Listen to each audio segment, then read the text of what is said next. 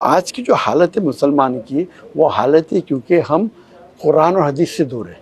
قرآن کی آیت یہ بھی ہے سورہ عمران سورہ نمبر 3 آیت نمبر 54 میں، مکر اللہ واللہ خیر الماکرین۔ دے پلان اینڈ پلاٹڈ، کفار لوگ نے پلاننگ کی اور پلاٹ کی، اللہ نے بھی پلاننگ کی، اللہ از دا بیسٹ آف پلانر۔ بسم اللہ الرحمن الرحیم۔ آپ نے ذاکر نائک صاحب کی باتیں سنی تو ان کی یہ باتیں بالکل درست ہے کہ تمام مسائل کا حل قرآن اور حدیث ہے، اور اس کو اگر مد نظر رکھا جائے تو ساری پریشانیاں اور سارے جو مشکلات ہیں مسلمانوں کے لیے یہ ختم ہو جائیں گے۔ اب مسلمانوں کو نقصان کہاں سے پہنچا؟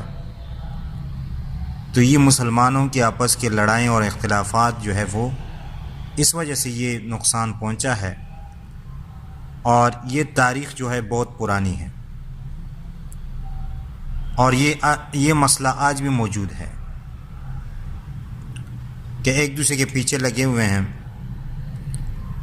اور جو کام تھا، جو اتحاد تھا، اور قرآن و حدیث کا جو نقطہ نظر تھا اس کو چھوڑ دیا گیا، تو اس وجہ مسلمانوں کو کمزوری کا سامنا کرنا پڑا۔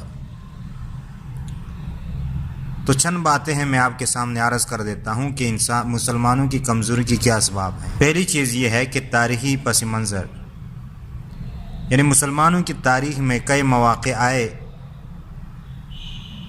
کہ جب آپس کے اختلافات نے ان کی طاقت کو متاثر کیا۔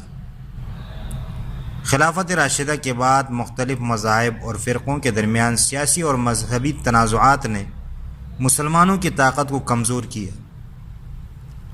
نمبر 2، فرقہ واریت۔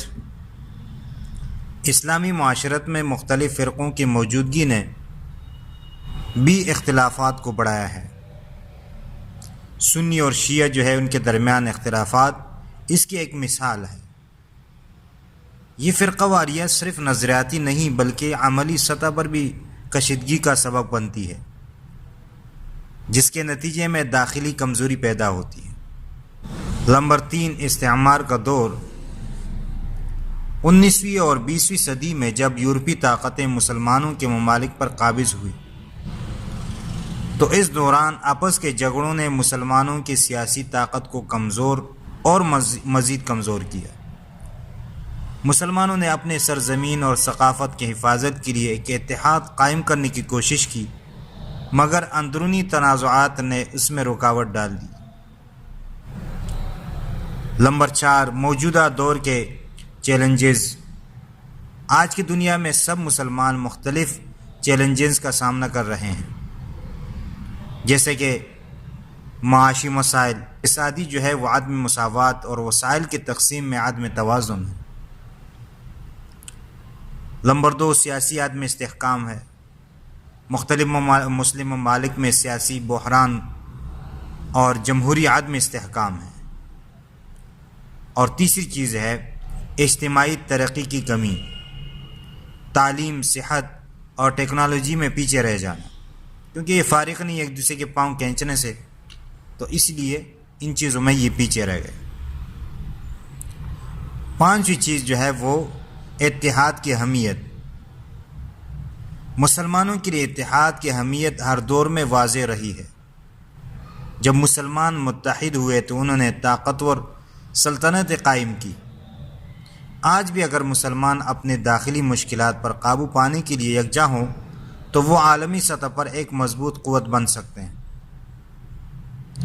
نمبر 6، ممکنہ حل۔ مسلمانوں کے آپس کی جو لڑائیاں ہیں اس کو کم کرنے کے لیے چند جو ممکنہ اقدامات ہیں وہ کرنے پڑیں گے۔ پہلی چیز تعلیم، یعنی فرقہ واریت کے بارے میں آگاہی اور علمی مباحثے یہ ہونے چاہیے۔ دوسری چیز بین المذاہب مکالمہ، مختلف فرقوں کے درمیان مکالموں کو فروغ دینا۔ اور تیسری چیز ہے سیاسی اتحاد، مسلم ممالک کے درمیان سیاسی اور اقتصادی اتحاد قائم کرنا۔ تو نتیجہ کیا نکلے گا؟ نتیجہ یہ ہوگا کہ اگر یہ یکجا ہوئے تو یہ اپنے مقاصد کو واضح کرنے میں کامیاب ہو جائیں گے اور ایک مضبوط اور باوقار امت بن جائیں گے۔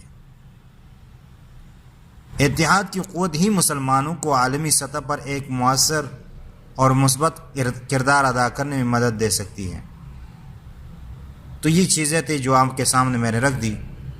اللہ تعالیٰ سے دعا ہے کہ اللہ تعالیٰ ان اختلافات کو دور فرمائے اور ہر ایک کو قرآن و حدیث دین سمجھنے اور اس پر عمل کرنے کی توفیق عطا فرمائے۔ آمین ثم آمین یا رب العالمین۔